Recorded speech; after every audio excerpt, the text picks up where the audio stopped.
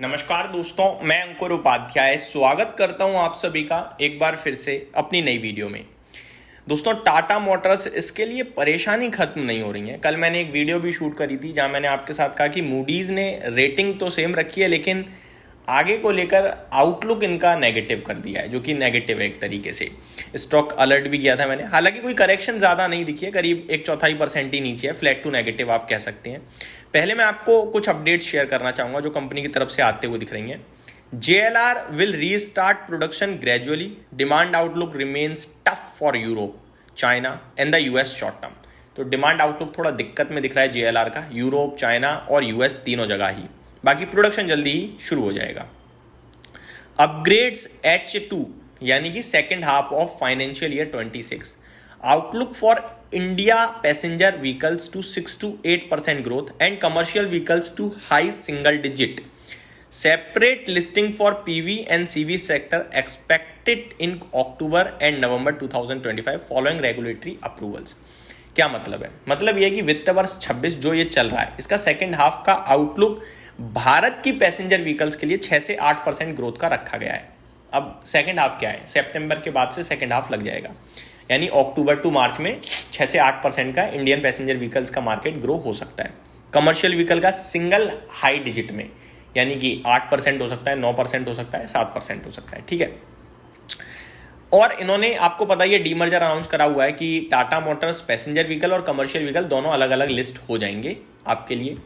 उसकी जो डेट है वो है कल 1 अक्टूबर की, लेकिन एक्स डेट या रिकॉर्ड डेट जिसे कहते हैं वो मिड अक्टूबर में आ सकती है। लेकिन एलिजिबल वही है जो होल्ड कर रहे हैं शेयर्स को।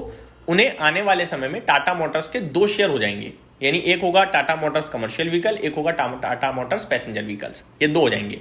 तो जो होल्ड कर रहे हैं उनके पास दोनों पहुंचेंगे। रेशियो वगैरह चीजें क्लियर होंगी तो मैं आपके साथ जरूर शेयर करूंगा। अब नेगेटिव क्या है? नेगेटिव है, आज रिपोर्ट आई है, जेफरीज की report I think Tata Motors पे, जो कि नेगेटिव है।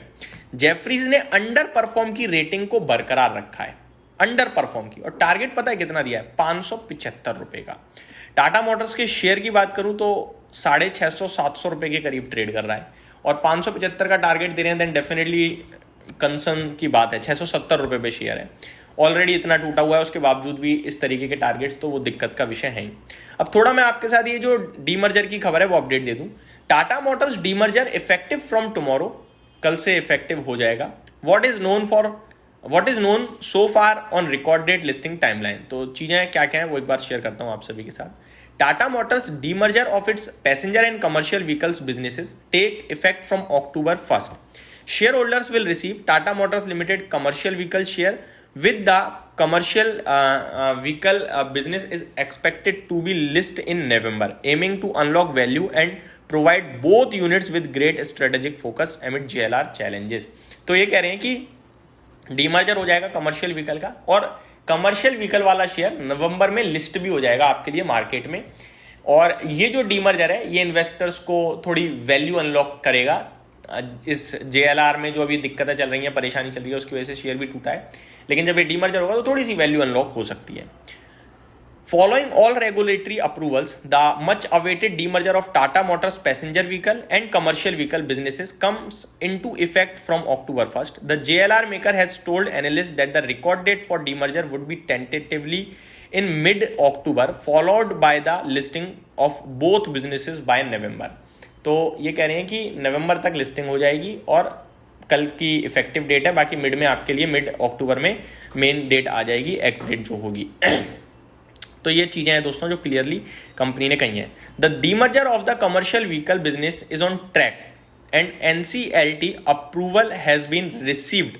The effective date is October 1st and the record date is tentatively in mid-October, subject to final approval from the registrar and companies. The stock will trade X commercial vehicle on the day after the record date will subsequently be renamed Tata Motors Passenger Vehicle Limited, Jeffrey said in a note after meeting Tata Motors management। तो ये कह रहे हैं कि record date जैसे ही आ जाएगी आपके सामने, उसके बाद उनसे पहले जिन पे होगा तो वो एलिजिबल हो जाएंगे और टाटा मोटर्स का शेयर सेपरेटली लिस्ट हो जाएगा Tata Motors passenger vehicle limited के नाम से, और दूसरा होगा कमर्शियल व्हीकल के नाम से, कमर्शियल व्हीकल लिमिटेड के नाम से। ठीक है जी, तो ये डिटेल्स हैं दोस्तों जो आते हुए दिख रही हैं, मैंने आप सभी के साथ शेयर किया।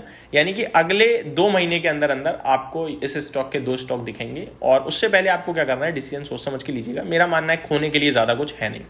आगे, we are also less convinced on PV margin improvement and the Iveco acquisition. ये जेफरीज कह रहा है, ये कह रहे हैं कि वो कम भरोसा कर रहे हैं कि पैसेंजर व्हीकल के मार्जिन इंक्रीज होंगे, इवेको को जो एक्विजिशन है वो कुछ ज़्यादा तगड़ा कर पाएगा, और जेफरीज ने इसी के चलते अंडर परफॉर्म की रेटिंग दी और 575 का टारगेट दिया है।